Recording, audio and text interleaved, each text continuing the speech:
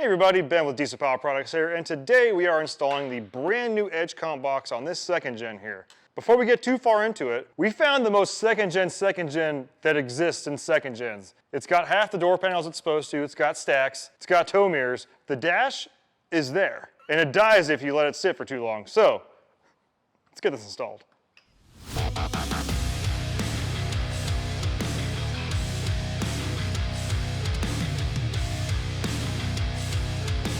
All right, so we're under the hood here of our most second gen. Truth would have it, or luck would have it, this thing actually already had a comp box on it back in the day. This is actually gonna be kind of interesting because I got a feeling a lot of you guys out there are actually going to be upgrading to the comp box and need to go away from the older one, which nothing wrong with it, but the new hotness is the new hotness. So let's talk about installation here.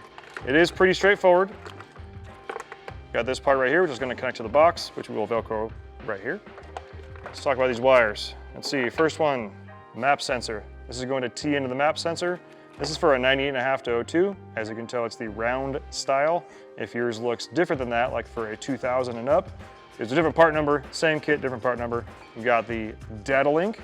This guy's gonna be located just in front of the intake manifold. We've got our wire tap. Now this would be going on to the wire of the VP44 pump. However, since this thing already had a comp box on it, it was actually already tapped.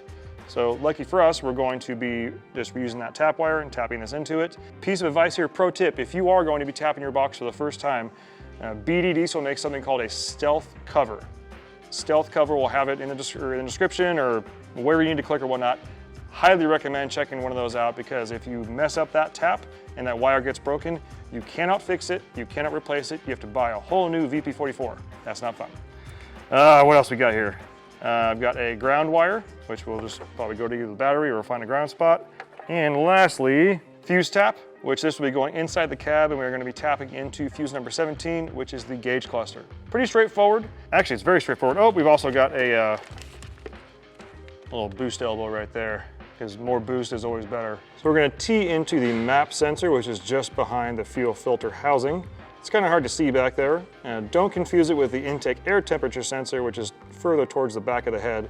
But we're just going to use the connections and tee into it, and that'll take care of reading our boost. Next, we've got the data link, which is down here just in front of the intake manifold, and it's an open plug, so you can just click it right in. So we've got our wire here coming off the pump that we just saw. As you can see, it's pretty darn long. We don't need all of that. And we're also going to get rid of this butt connection here. So we're going to snip it right down here, and then use our tap and go right there. So next we're going to fish this through our firewall, which conveniently already has a hole right there. And then we're going to use this fuse tap and go on number 17, which is our gauge cluster, which should provide perfect key on power. All right, so we've got it fished through here. We're going to go up and to our fuse panel right here, find number 17. I'm going to plug this bad boy in, fish it down, and then connect these, and we're good to go.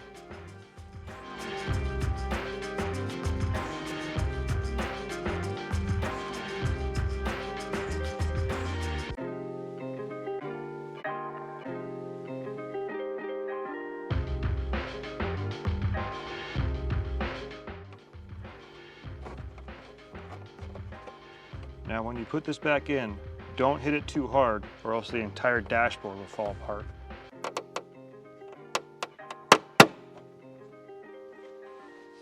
So next thing is the boost elbow. This little guy right here restricts the amount of boost that the wastegate sees, therefore causing it to open later. That means you make more boost. Well, since this truck already had a comp box on there, it already has the high boost elbow on there. So we're good to go. We're just about done here, and luckily Edge includes a ton of zip ties and Velcro for mounting. Like that very much. Also a very nice wire loom. I've got our ground strap to attach. We've got to mount our Edge box where all the magic happens. Make sure and plug that in. And you've also got this fancy little remote that lives on your dashboard. It connects via Bluetooth to the box itself, and you can actually fine-tune your 5 tunes on the app, which the old comp box could not do. Now the nice thing is, switch on the fly. Makes it super simple and very fun to drive and a very clean install. All right, so we got everything wrapped up here. Just follow the instructions to get your little remote synced up and you're all good to go. And I gotta tell you guys, just like most of you, I turned it up straight to tune 5 and even just sitting here idling, blipping the throttle, this thing's nasty, it's ready to rock. So if you have questions on this, please feel free to reach out. We have sales technicians on the phone, 6 a.m. to 6 p.m. Pacific time, Monday through Friday. They will answer any questions you have on this and give you the best tech support in the industry. If you don't have time for a call, We got the website chat feature. You can hit us up on social media, email, whatever works best for you. We are here to help you in any way possible. Thanks for watching. See you in the next one.